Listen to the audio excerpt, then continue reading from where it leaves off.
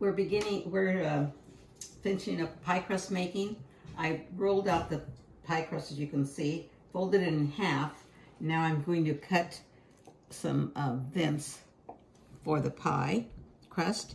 And this time I have made a pie, which I had the filling frozen in the freezer.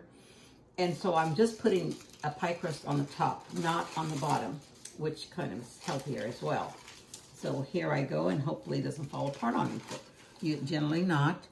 So this is the way I do it. Let's see, I think I've got it. And like that. And you have to have enough on the edge to fold over. And that's what I'm trying to do without destroying it. Okay, so I cut the air vents for when it cooks, bakes rather. And so I'm just going to do this and fold it under. I'll show you how I fold it under. And then I put that, I saved a little bit of the egg that I put in the crust, just a little bit for a little wash over the crust. And that gives it a little more crispness, and it looks rather nice too. Now, let's see here. And then I'm going to move it this way so I can trim some more of this crust off. There.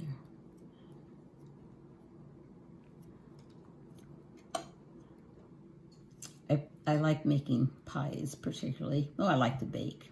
Well, first of all, I guess you gotta like desserts too.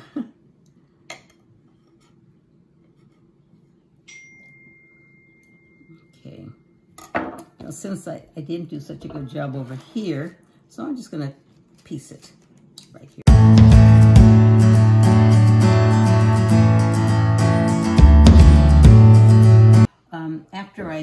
Before I put it in the oven, I have a shield like this, so the edges of the pie crust doesn't burn, because oftentimes that will bake hot. But so I just go like this and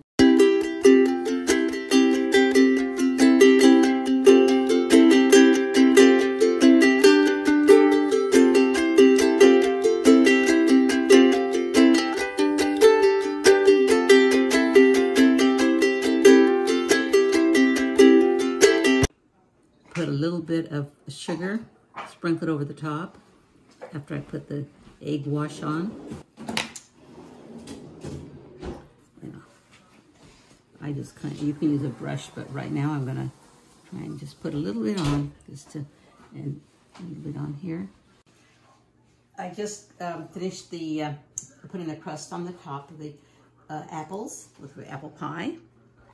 And now I'm going to, I did sprinkle it with let's say about a teaspoon of sugar and a little bit of cinnamon. And I didn't do the wash for you. So I'm going to put the shield on like this, and we're ready to put it in the oven. And you'll see it after it's baked. Take care.